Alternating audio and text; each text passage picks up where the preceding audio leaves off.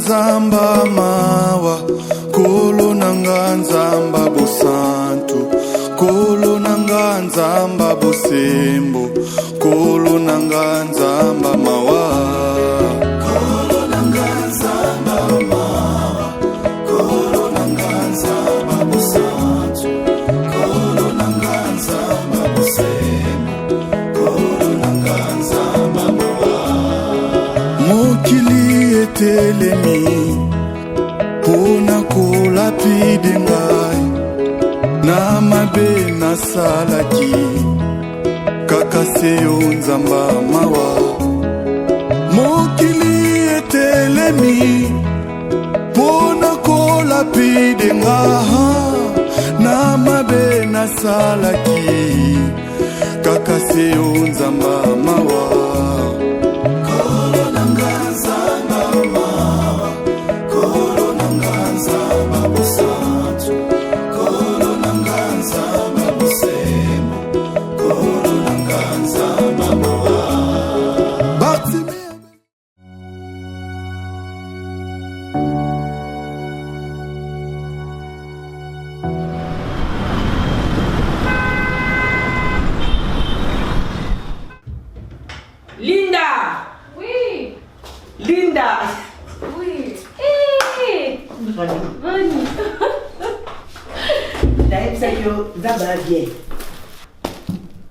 Nzamba bien.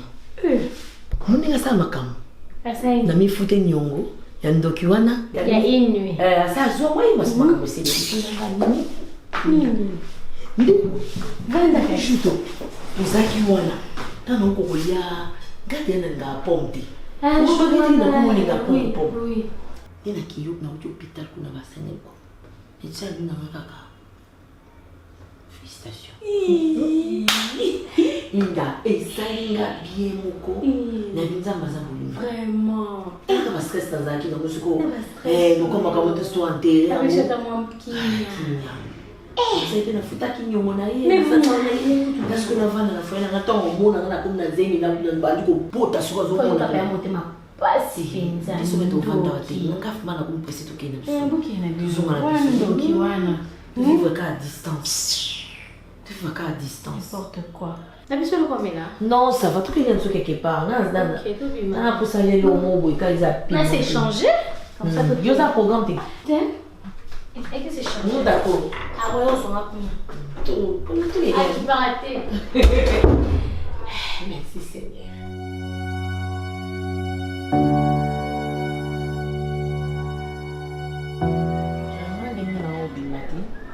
Pourquoi? Mais la soupe qui coule ou la vanille. Encore bouchon et ça. Non, tu connais pas, bien. T'es malade? Non, je suis pas malade. Mais il y a une bonne nouvelle. Bonne nouvelle? Bonne nouvelle. Mais oui. Mais au lieu que vous t'en bien, tu dois observer notre état, sincèrement. Non, si, voilà. On a dit qu'on a pompé. Ah, au récit de l'homme, quoi. Chou, tu sais, hier, on a qu'un nombre de médecin. On avait qu'à la malaria, non? Ndenge do limbisanga, ndi non sanza wana. On avait la malaria, naki, na sa examen. Bah, ça l'examen, le plus tout le monde a résultat, on a qui vraiment fatigué. On avait qu'à nous, c'est la maman, mon coup.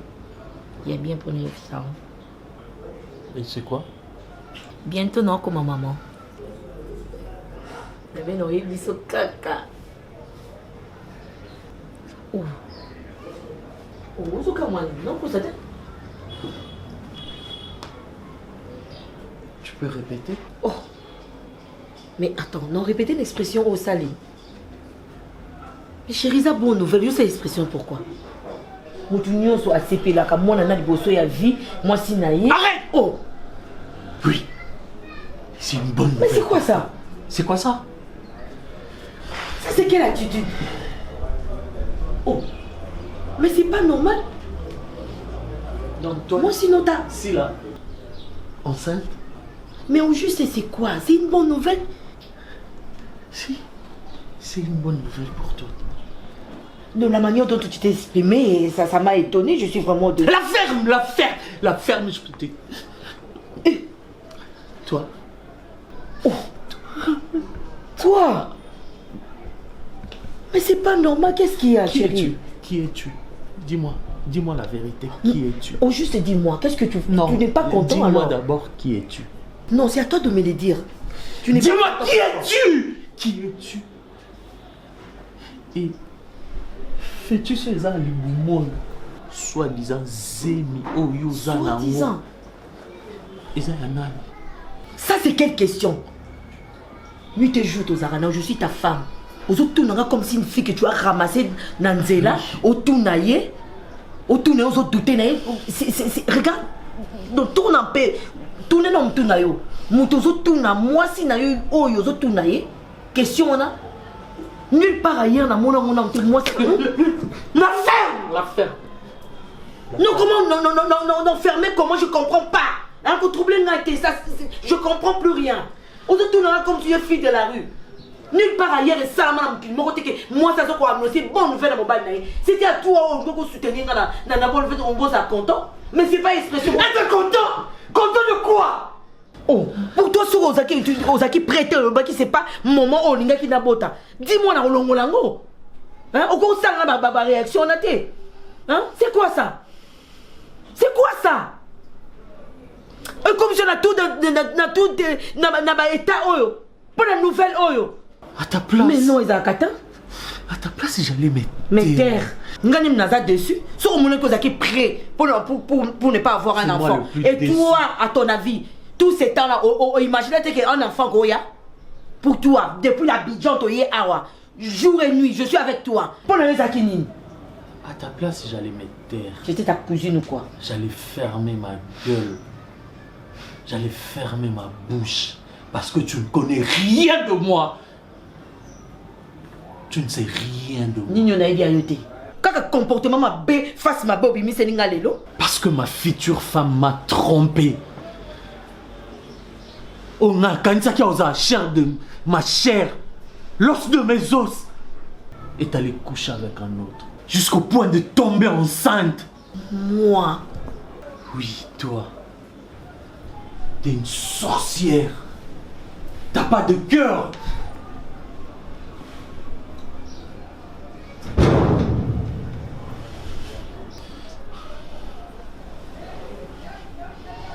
Tu veux encore inventer quel mensonge? Dis-moi. Il y a 15 ans passés, j'ai eu un grave accident. Ce qui a poussé, il y a opération Basalaïna. Il y a vasotomie. Pardon? Tel que je suis là, devant toi, je ne peux jamais concevoir. Doutier! Alors dis-moi, avant la bim, ça fait tu sois un maboko. Tu m'as trompé avec qui?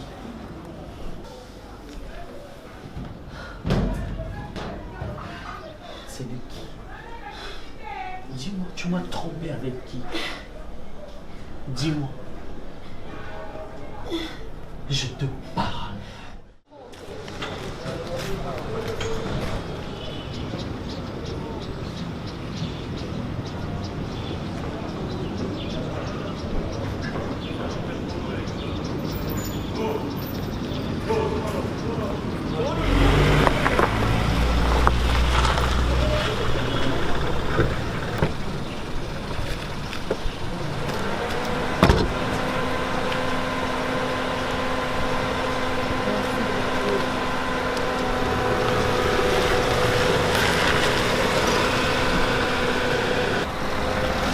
Nana c'est déjà quitté à cité.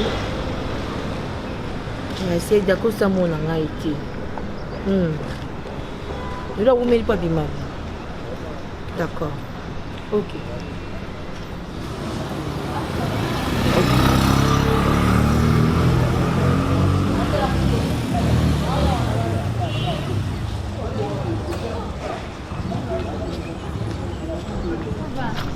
Ça va pas, ça va pas, ça va pas, ça va pas, ça va pas, ça va pas, ça va pas, ça va pas. Linda. Oui, que Duche va ça les vasotomie. Vasectomie. Ne me dis pas ça. Linda, ne me dis pas ça que yo yébité. Yo bali de cadet yaba Duche. On bali quand même les bossons. Oui, peut-être que Duche va ça les vasotomie. Yébité na Duche na naki ko prendre toute nouvelle ndenge na sepela que na ke ko yebisa na bi que non na nzamba longolinga na ba stress na zaki nango et tout asili kanga na tromper nga bina ko tromper na ndenge mobali nanga to za jour ni to uti no ngai la bi c'est qui maman ça bita ko sa yo mona na je sais pas maman juste une nuit pour venir finalement. Linda.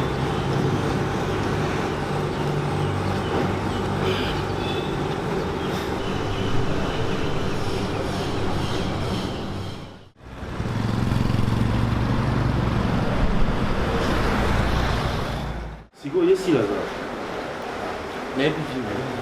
Comment ça? Moi, si on a un Non. Ex, moi, si on a un Duche. Duche, écoute-moi, mon frère. Si là, Adam, moi, si tu t'enflammes parce qu'il y a quoi non, tu ne comprends rien. Non, mais fais-moi comprendre. Si là m'a trompé, si là, dans le Côte d'Ivoire, tu a préféré à ça pour Nayo, moi, souvent, Naye, Nandapu. Tu ne comprends rien. Comment ça je comprends rien? Non mais fais-moi comprendre. Non mais tu sais une chose est vraie. Quand tu n'arrives pas à me comprendre, pose la question. Comme avocat, non mais depuis tout à l'heure, non. Depuis tout à l'heure, on a posé ma question. Explique-moi, qu'est-ce qui se passe? Non mais mon frère, depuis que je te demande de m'expliquer. Gosse, moi ton ami, comment ça? Parce que ça n'a pas. Quoi? Et je sais que ça peut te troubler, oui. Et imagine, au colis, au yébi que yomolozana la vie non et c'est parmi les raisons peut-être na kabona pe na ba ex parce qu'ils avaient compris que na koka ko bota. Et à salut bêtise na yé, elle vient souriante à tout nanga. Au monde nanga bien. Est-ce que si la tille aux arano yébissé que yobota? Non. Duche, mon cher ami. Comment est-ce que toi tu partages ta vie avec quelqu'un? Bah c'est crabe le bon bélier. Bon, comment est-ce que nous avons partagé vie avec quelqu'un? À cause de Zemi, à mon tour, à la Tissano, mon cher ami, je te dis. C'est une vraie sorcière cette fille. Au monde, moi, malade, mais. Est-ce que tu es sûr qu'elle est enceinte? Elle est enceinte. Comment ça, une beau tenter sous elle est enceinte? Ça veut dire qu'elle a triché. Si là, donc tu as compris. Yango, na vie, il ne faut pas se fier à ma apparence à bas. Elle fait la sainte, ni touche, tout ça, machin. Une vraie sorcière. Mais tu as tout à fait raison parce qu'il y a apparence dans le pays, c'est pas Talio Bondi, mais tu as beau tenter.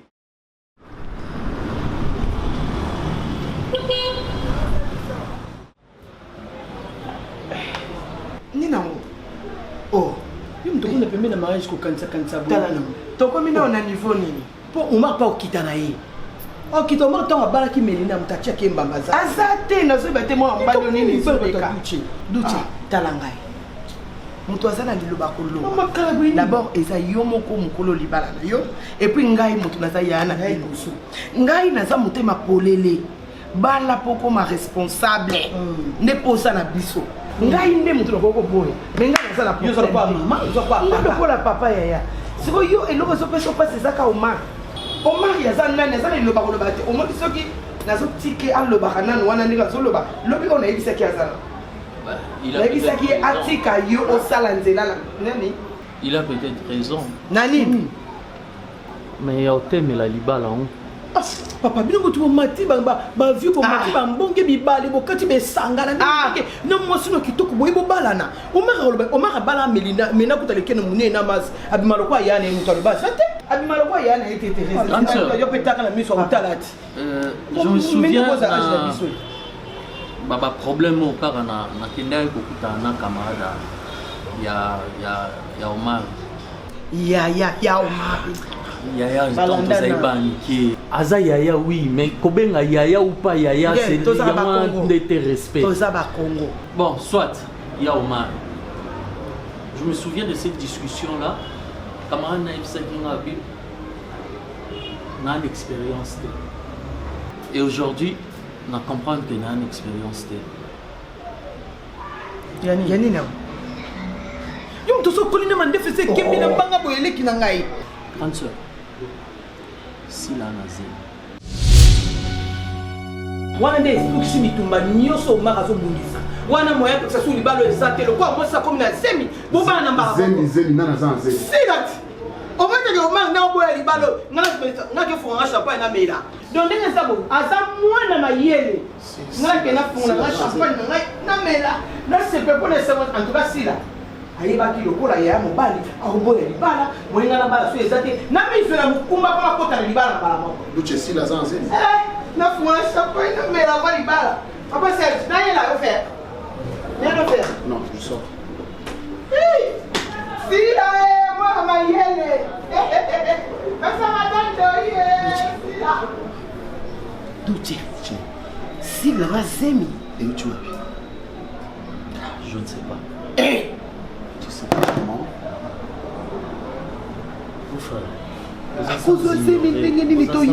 Non, toyebi yango nde omoni na yo yango omoni topose yo baquestion oyo. Qu'est-ce qu'il y a? Je ne sais pas. eza miracle ya nzambe te. Pourquoi vous voulez mettre Dieu dans ma camounios? Otia nzambe na makambo nyonso. C'est que le docteur a dit, docteur akosaki. Parce que tomio nezaki ya pamba. Depuis hier, bandi makambo amoureuse awa na ndako. Na Basiti na Côte d'Ivoire escazala ekuna. Combien de femmes a séparé na bango? Ça nzambe akoko sape moto. Ah, dis, foutez-moi la paix. Nzambe. Donc, binom et non on fait ça la rater nzambe ka. Il y a ça ne va pas. Il y a ça ne va pas. Bon, bango pour la nuit. Pourquoi? On va traiter ça et on va voir clair sur cette affaire. Et je rentre un peu tard aujourd'hui. En zone, on va 19h.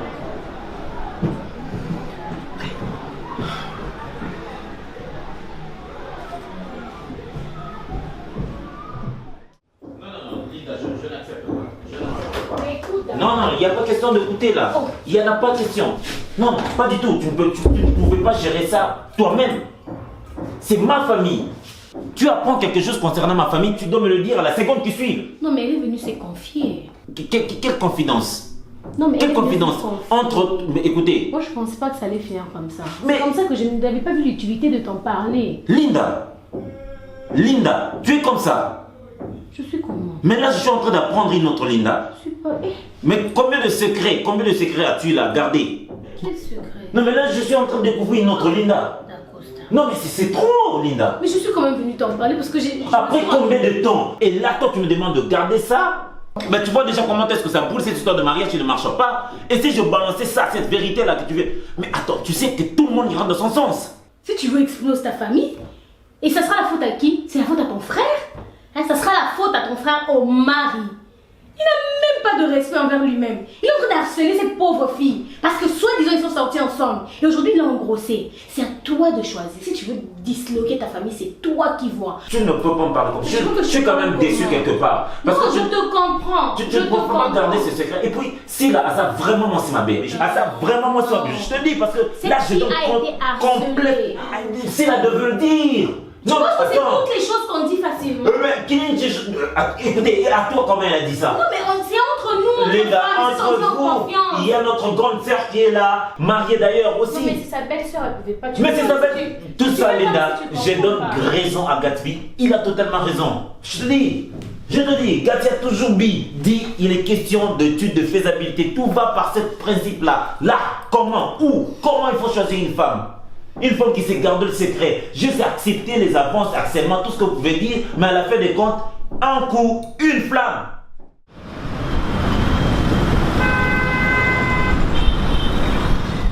C'est quand même grave, hein? C'est quand même grave ce que tu me racontes. Tu vois? Le principe de l'étude de faisabilité. Une femme. Incroyable. Incroyable. Impossible. Waouh. Et Linda me dit, si tu veux incendier ta famille, vas-y.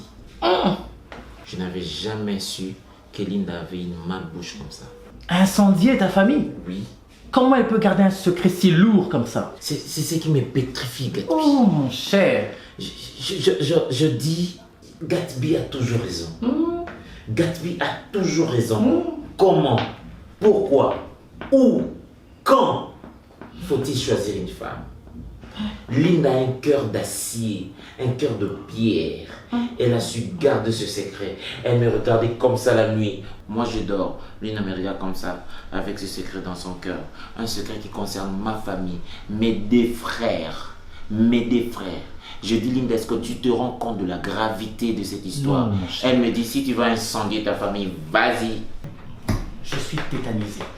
C'est mirobolant ça. C'est complètement incroyable. C'est une histoire à une dimension planétaire. Attends, je veux te donner des détails. Omari, en fait, rencontre son ex. Son ex qui devient, à ce moment-là, fiancé à son petit frère Duce. Il refuse catégoriquement d'accepter cette situation-là. Que son ex devient la fiancée à son petit frère. Et donc, la femme. La femme, voilà. Il passe par de zizanie jusqu'à harceler Silla et l'obliger à accepter quoi? Une nuit. Ah, une nuit de quoi? De prière, de veillée, de quoi? Une partie de jambes en l'air. No way. Je te jure. Dans tous les cas, attendez, qu'est-ce qui vous fait dire que la grossesse que Silla, c'est ça, elle s'appelle Silla, n'est-ce pas? Oui. Qu'est-ce qui vous fait dire que la grossesse de Silla est la grossesse d'Omari? Et pourquoi pas Duce? Ça peut être un concept de Duce, justement, parce que, justement, ils sont fiancés, donc ils se font ça, nuit et jour, hein. Mais voilà, ça peut être aussi Duce. Gatsby, il y a une histoire que tu n'as jamais connue. Mon frère Duce a connu un accident. Et après cet accident, nous étions obligés de lui soumettre à une intervention chirurgicale. Vasotomie. I beg your pardon? I'm telling you. Pas possible. C'est vrai. Même à moi, tu as caché ça? Non, c'est... La vaso quoi? La vasotomie. Donc ton frère ne peut pas avoir d'enfant? Ah, c'est un monde qui décharge. Mais comment tu me le caches à moi, ton ami, ton frère? Ah, c'est comment? un monde qui décharge. En fait, ça a toujours été comme ça. Non mais je suis de la famille, oui ou non, d'Acosta? Je sais, mais... Tu vois, ça va du principe de l'étude de faisabilité. Parce que même ton frère est fautif. Cette fille, si elle avait su ça, elle n'allait pas accepter ton frère parce que les femmes, elles adorent les enfants. Oh, Gatsby, il y a une dimension. Non, il n'y a pas de dimension. Il y avait l'amour, Gatsby. Ok, mais oui, je refuse pas, mais il fallait lui dire la vérité. Elle est fautive, il est fautif. Il fait qu'il dise, écoute, chérie, moi je ne sais pas faire d'enfant. Oh non, purée. Gatsby, pose tes fesses. Je crois qu'il faut qu'on parle. On est là, on est dos au mur, ok? Je détiens le secret, ok? Mais je dois le balancer. À qui? Où? Comment? Quand? Non mais... Linda, ne commence pas. Ne commence pas, chérie. Ne commence pas. Si je parle de ma famille. Il s'agit de ma famille. Mais c'est quand même un secret capital. Un secret capital concernant ma famille. Madame Linda, il y a dissimulation des part et d'autres. N'est-ce pas? Alors là, on n'a pas le choix. Il faut battre le fer quand il est encore chaud. Hein? Non, il faut dire la vérité. Quel fer qui est chaud? Non, il faut dire la Le vérité. fer qui est chaud là, c'est que Silla est grosse de Omar qui est mon frère, le frère à Duce également. C'est ça le fer qui est chaud ici. Et qu'il faut battre, c'est maintenant qu'il faut battre. Non mais est-ce que vous savez au moins que le jour où elle a appris à papa Duce qu'elle était enceinte, c'était tout un problème. Et ce problème-là, ils n'ont pas encore réglé ça parce que c'est ce jour-là qu'elle a appris pour la vasectomie. Et à partir de là, par exemple, non, le problème, non, les comment c'est réglé. Et c'est quoi le problème? On suspectait qu'elle est infidèle. Mais infidèle à qui? Infidèle à qui? avec ton frère. Justement. Oh, d'ailleurs, gloire à Dieu. Gloire à Dieu, c'est le frère. Si c'était pas le frère, on n'allait jamais savoir qu'on allait avoir une grossesse. Il y a bissoté. Il y a la série sur le gâteau. Il y a la série sur le gâteau. Même test ADN. Et qu'on n'a jamais justifié ce que moi C'est le même sang. C'est le même sang. Et pour passer dans le groupe sanguin, mon corps au positif. Mais pourquoi vous ne condamnez pas ton frère? Connais mon frère. Papa Omar a aussi la maladie. Comment il a ça? harcelé cette pauvre fille. Et après? Il a harcelé, il a même oublié que cette femme-là, c'était la femme de son frère. Mais écoutez-moi, il a saboté leur relation. Madame Lida, lève-toi parce que là, ça doit briser qu'on Gatsby. se comprenne ici. Ok. Est-ce que vous savez qu'avant de commencer une relation, Voilà. quand je parle Il y a de préalable. il y a de faisabilité. Il faut dire toutes les vérités. Justement. Je prends un exemple. Je vais rencontrer une fille, elle a eu à faire 5 avortements, qu'elle me dise la vérité. Oui. Je peux l'aimer comme ça. C'est ça. Elle a eu une relation avec Omar. Elle aurait pu dire la vérité. La vérité. Vous pensez que c'est le genre de vérité qui Pourquoi pas? Mais c'est une vérité, voyons. C'est une fille qui a été troublée. Attends, Elle une question. Douce l'aime ou pas?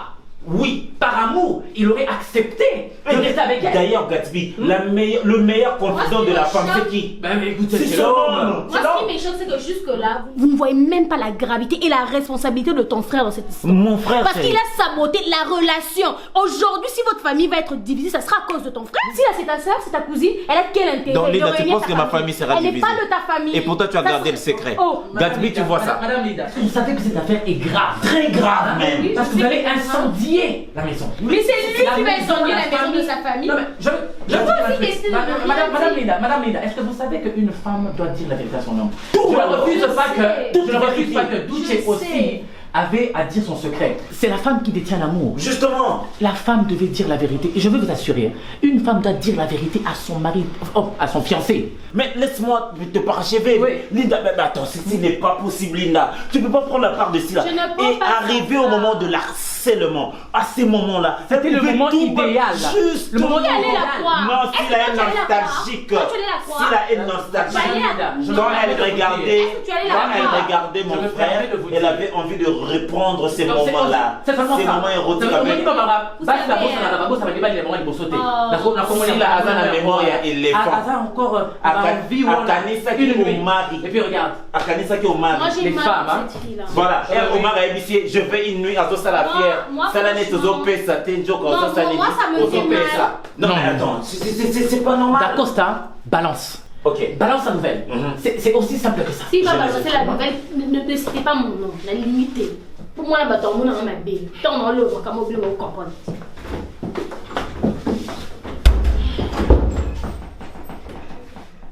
Je tenais à ce que tu sois là, mon beau-frère Azala. Et c'est grave, cette situation elle est très grave. Je crois que la responsabilité ils ont revenir à yo vraiment grande sœur. Mais je crois que mon frère déjà comme est né à famille pour nous gérer le Cambo. Dans ce stage, tous en a doute où ils ont plané dans la famille sur la problématique Yazem Yassila. Bisounyos toi, notamment Yaya, tu as dit passer il y a grand frère, pour Nangaza grand frère, Douché. Accident, après opération, vasotomie que nous tous ici connaissons, maîtrisons très bien. Et ça qu'au Pékisaye, À Bota. voilà, formellement à Bota. Et aujourd'hui, si la Zanazim, à qui revient cette Nde grossesse-là? mama na likambo. Nde loko ezotungisa mutu na ngai. Beau-frère na bino ye. Nazo kokokanga misu te. Biso toyebi likambo oyo elekela Duche. Toyebi yango. Sikoyo mwasi ya Duche akomi na zemi ndenge nini? Nzambe asali miracle. Eloko asike bimi miracle na Nzambe. Bandi kosolola depuis bien longtemps. na oloba te. Jésus. Et ensemble, nous avons une solution pour les Cambodges. Moi, j'aurais préféré que Omar soit là. Tout va d'abissonios. Mais il doit être là parce qu'il en est l'auteur. L'auteur. Nani wana? Mais je parle. Auteur ya nini? L'auteur de quoi? Ouais, ah mon colossime. Je ne sais pas comment. Nzambe na ngai bosolinga bobomanga to bosala ngai ni Teresa. Basolinga bobomanga to basala ngai Je nini? comprends pourquoi on a écouté les bénards. Mariage, tu n'as pas. D'accord. Eh bien, donc, en tout cas, grande sœur, Mais comment ça va expliquer Naïté? Bien avant. Donc Omar Yazandoki. Non, on doit chercher. Et donc on va nous yé la yaya, li banane koko sale bate, soki meki. Yoka. Hey! D'Acosta. Via ni kasi. Si la zeme azanango, eza ya Omar. Oh, c'est quoi ça donc? Aye bakara ba ko no ne bomba lisusu. Hein? Ah. Eh, donc nga bomba ma bato te ko sala bato ni. D'accord. Dis-moi. Yo yé bien on Mais là, c'est quoi ça? Maman, ma famille a confié. Oui, ça va. Omar a la Thérèse, on parle. Qu'est-ce que tu sur le cas sans mettre Oui, c'est vrai, il y a l'information. Au puiser l'information, on a wapi pour bisoto yeba. Eh bien, beau-frère, sous le soleil, rien et rien ne reste caché éternellement. Bien sûr. Si Laza a mis à Linda, qui est ma femme, sa copine intime. Oui, Banda Aya. Justement. Alors, quand tu as trouble de la famille Boye, il y a une personne auprès de qui il ne se défouler, qui ne se confier. C'est bien Linda. Bref, on t'a dit sur Makambo Linda. Isa Linda. En fait, cette histoire a une profondeur, une grande profondeur. Et Bandika na Makambo, ça date de très longtemps. Il y a au mari, s'il faut le dire, il faut appeler le chat par son nom, Azala ex Yassila. Je te wapi. Le soleil bandi wapi. Je peux changer de alliance, c'est ce que je comprends. Ils ont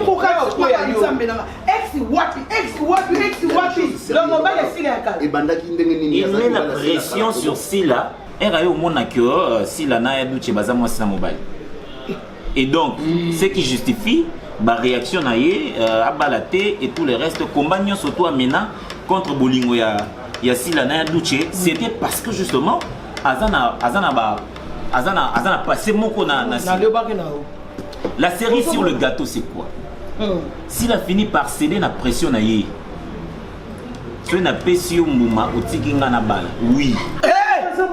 Une seule fois, et l'irréparable est commis. C'est un sacrilège.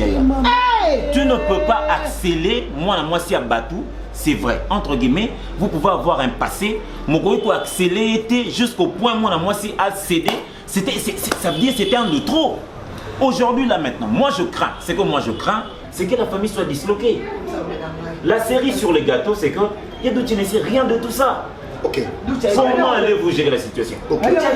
Ok. Mais soyez ma question, c'est que toi, si tu es dans le combat, il y a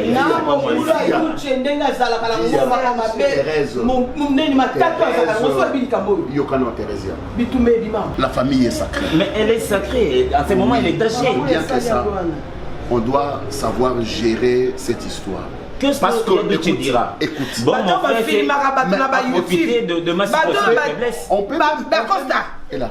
Oui, grand. Oyebi bateau yo ba filmera bateau te o ba tchaka bilongo na ba YouTube. Ba filmer au magasin Ndoki. Nana yebi moko. Mais famille de Je m'en fous. Assez ça aussi déjà. Non. Nana yebi moko. Azali afana neka le YouTube misone ko baka makamba batu ko makamba. Surtout pese oh ya pese mo ya famille a lobela biso bien. Pour au magasin Ndoki. Na zo bisa maman vie papa na kati yo te. Na zo bisa maman vie. Qui ko exposer famille na biso. Mais c'est que moi c'est l'état na moi.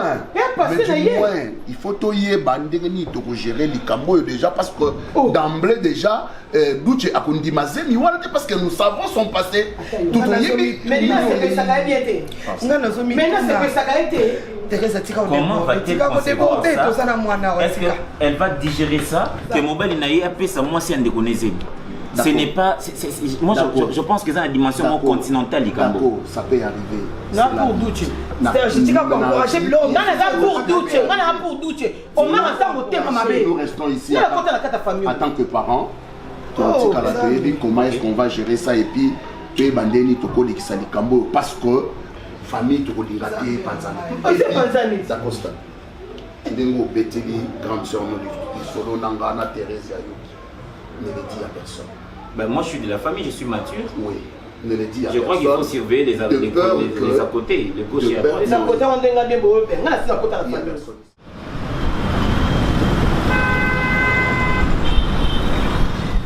Nebela confiance nazalaka na bino bien.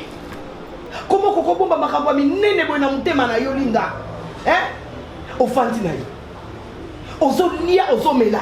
Donc yo yebaka na yo que Omar azaka na relation na Sila mbanda kala obombi. alors ozeli ntango oyi kokóma na niveau ya zemi epeli moto tozalaka to bandaki kopotana omaka azoboya nani duti abala sila olobaka eske ata mokolo moko fungolaka monoko olobaka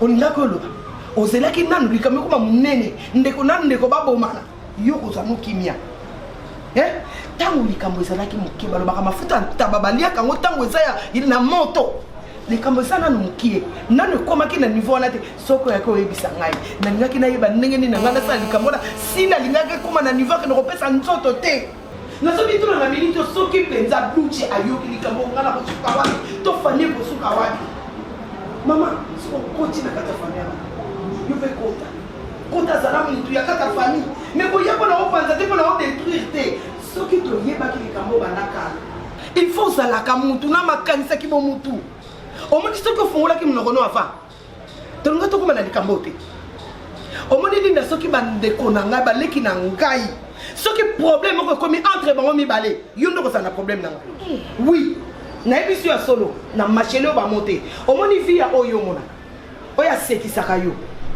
oyo ayambaka yo ezala vi ya mosusu oyo omona ekozala vi ya mosusu parce que napotani na baleki na ngai ti babima bato lelo yo te moto kokoya kondima komba kokondima obombeli ko monene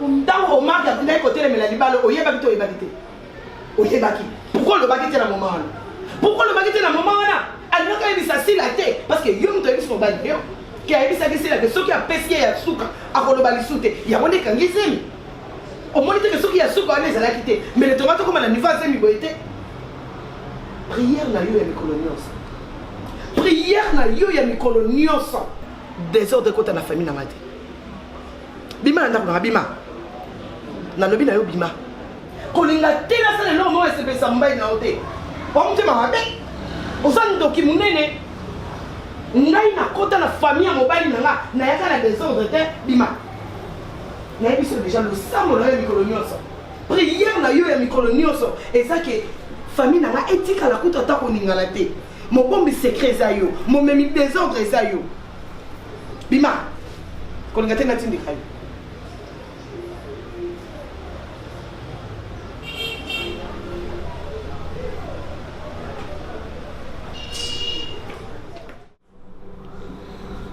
Voilà, aux hommes et la bière. Donc, ils ont le bilan en mouillé, ils l'ont comme rôti. Donc, tu te déranges même pas. En fait, ils ont le bilan en c'est la Zemi. C'est la Zemi. Oui. Donc, Zemi, au Yozoku Misawana, moi, c'est petit frère na yo. Naibisa Kyoke na Ozoye. Omar, est-ce que tu réalises ce que tu viens de faire? Moi, si Oyo Naïbo Kabona Bandaka, la famille Vandi Batuba Lobby, Balembi, jusqu'à ce que, au commun niveau, au PC Mokumba. Mais Moutoubaza n'est pas au PC Mokumba. Mais non, je la prends sur le champ. Mais tu dois être dans la joie. Moi, je dois être dans la joie. Ngapela Melina do Botate. Eh, si comme vous aimez, moi, préférons que nous bota, na moi, si petit frère. Ah, ça, moi, si na Mayakala. Oyo, comment est-ce qu'il y a sa foyer? Oyo, il y a sa foyer. Eh? Mon cher, Yonasa, tu as besoin de la même morale. Tu te gênes même pas. Voilà le pourquoi. Vous avez continué à moi sur la pression. Non, mais non, parce que ça m'énerve et tu confonds certaines choses qui n'est pas. Ah, là, fous-moi la paix. C'est quand il y a un mois. Vous avez un moment qui a été. Je connais un gars qui n'est pas monté à salaire vasotomie au Botate. Donc voilà le pourquoi tu as fait profiter juste pour une nuit. Au Eba qui est la finalité, ça. Un coup. Ah ben, une flamme, quand je t'applaudis. Un coup. Une flamme, je t'applaudis, mon frère, je t'applaudis. Mais non, non, non, non, non, mon cher ami, jusqu'à ce qu'on passe foyer, avec ça, ça peut marcher. C'est fini. Est-ce que tu sais que Doudou a quel Côte d'Ivoire pour chercher sa vie? Et à la finalité des choses, il a trouvé une femme avec qui on a honoré. Et toi, tu trouvais mieux de faire. Tu te même mets pas à sa place. Non, non, non, non, parce que tu me dépasses, parce que la lobby, trop la lembi. Il y a que Luka Viko sans mon babasi. Ce que Luka Viko, ce que mon babasi. T'es bon qui ça, tant que tu as ma basse au champ de pluriel. Aïe le combien de bassia. Aïe l'inga moi si l'inga moko. Ce que Zemi wana ya si la boulon la moto.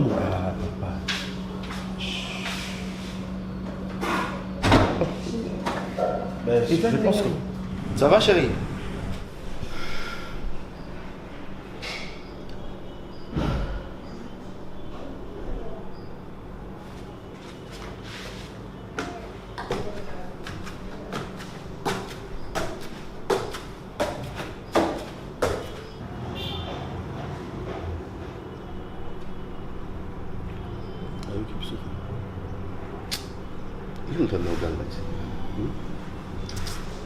C'est un peu bang à la tête.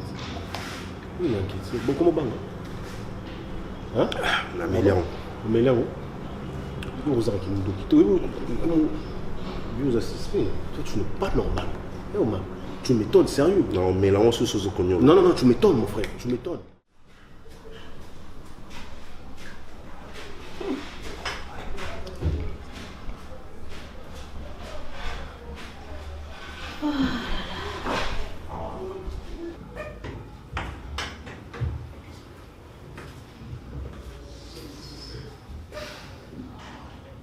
Bonjour. Je comprends pourquoi vous avez ma peine depuis hier. Mais c'est pas grave. Dans un cas depuis 7 ans, nous avons pas de quitter. Pour Nganaya. Merci. Beaucoup on a bimi idiote. Na bimi zoba. Na ndimi ngam kolo ya yo. Na comme so copine nga, na se confie makam. Yo ofuta nga nyo futi nga bodinda. Na pesi merci. Ngani na bimi zoba. De quoi ne se confie ki yo makam na ngai.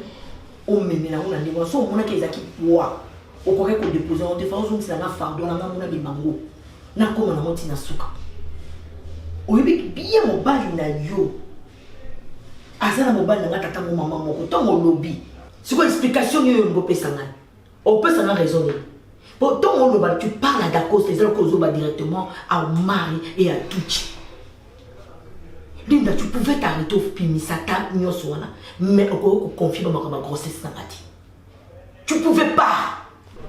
Ce qui me fait mal à regretter, il fallait qu'on affronte le problème dans la table de la vérité. Mais non, on s'en met à trahison. On détaille vie dans la boue. On est allé en goboui. Et ça qui passait dans la vie. Nazanga ki mutu akokonfie ngana kita mboko bakamara na ngama mususu otosana mama vie mamusu bakufa mamusu na liba place bazati to panzana. Moi je pas de famille ici. Ni na kolela obi en France tangate, ni na se retrouver na Kinshasa oyebité. Au moment où sourire nge kota na vie na ngai, yo ko gashango, il fallait ezalaka gâcher na ngamo ko na assumer mais pas toi. Na mutu ngana pesa confiance. Oui, j'accepte. Nazana tort. Nazaki mieux placé à kolobela na affronter dans la vérité pas mbana ngai. Ezaki yoté. J'assume. Nasa qui bêtise. Une nuit, on m'a accéléré. J'ai accepté de le faire pour la protéger. Mariage nanga na Duchi. Makambo bimisi la vérité belé. Na yiko apprendre que Duchi accident salaki salaki vasotomie que akoko botate. Oui, ce qu'on a menacé là, mais je ne pouvais pas dire que tant que ça au mari, n'a pas camouflé que ça au mari, n'a que quelque part, n'a pas on a le bataille, on a le coloba, pas la détruire jusqu'à ce point. N'a pas qu'on détruire famille à Batoubadak unie. C'est la seule qui a eu un gros CP là. Ce qu'on a qui peut s'écrire, on a des femmes aux zones c'est la main. Aux zones c'est la main pour s'écrire, on a. Merci. Vous allez heureuse dans le foyer dans le colo Lingati. Mais Linda, tu as le mouton là, pas toi changer. On a changé ma casse, on a changé ma casse. Parce que si là, oh yo yebaka ya kala, oh yo yebaka te, on a zo yeb solo na solo. Ce que zaka si là on a oh ya zako bimana au mal. Mais ni na on ba no ba inga ba kuto ba pota. Mais si là oh ya kala, en terrain qui déjà passé na yi. Anaki à ça le nouveau départ. Malheureusement, passé à moi pour rattraper ma dissous. Merci. Merci.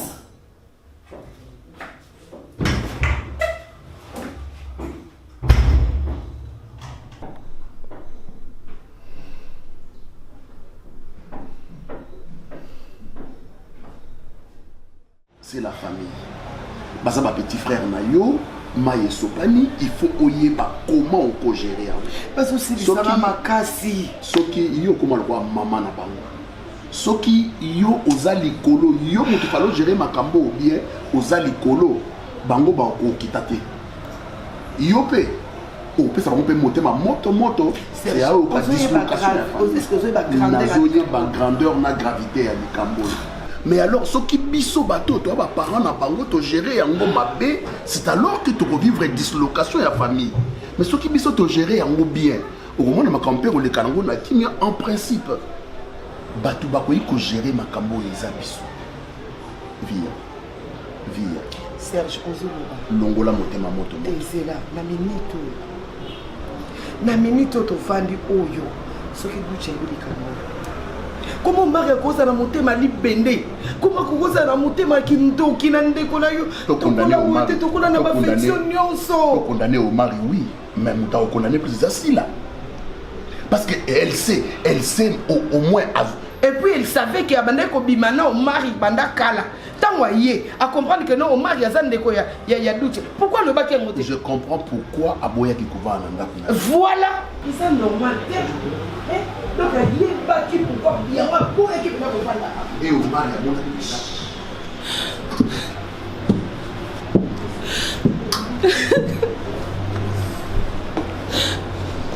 bonjour papa. Bonjour maman. Bonjour oui. Bonjour.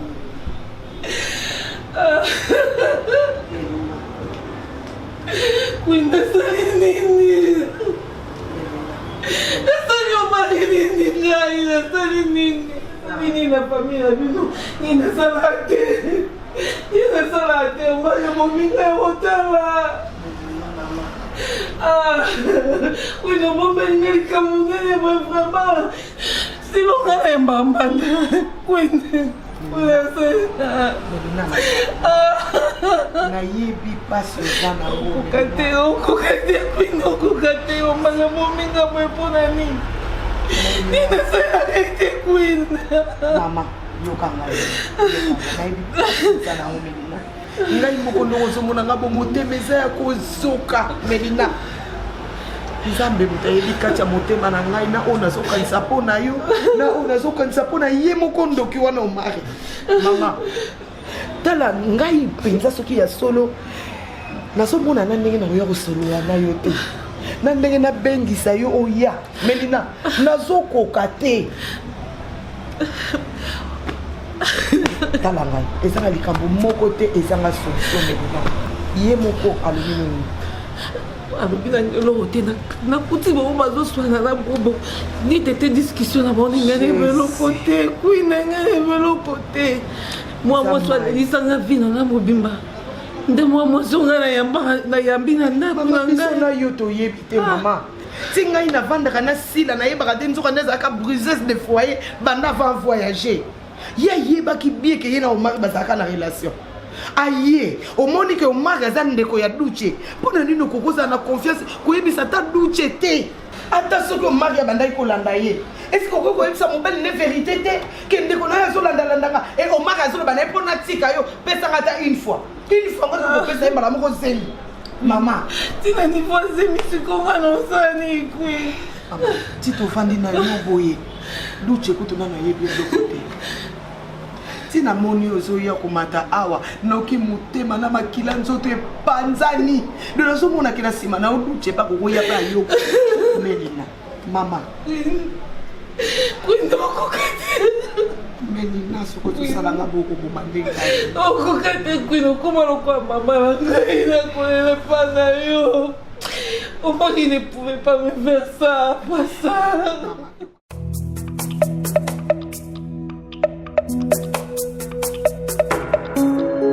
Kolo nanga nzamba mawa, kolo nanga nzamba bosantu, kolo nanga nzamba bosembo, kolo nanga nzamba mawa.